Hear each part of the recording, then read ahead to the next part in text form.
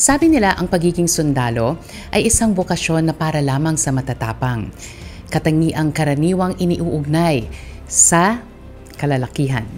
But in a battlefield where men have historically taken command, she followed her own cadence. She now not only stands shoulder to shoulder with them, but she has led and broken barriers that once seemed immovable. At ang kanyang pagmamahal sa piniling larangan ay naging makasaysayan, matapos italaga bilang kauna-unahang babaeng tagapagsalita ng sandatahang lakas ng Pilipinas. Let's all welcome one of the women we honor this Women's Month, AFP spokesperson, Colonel Francel Padilla. Hi, I am Colonel Francel Margaret Padilla, the Armed Forces of the Philippines spokesperson, and welcome to KC After Hours.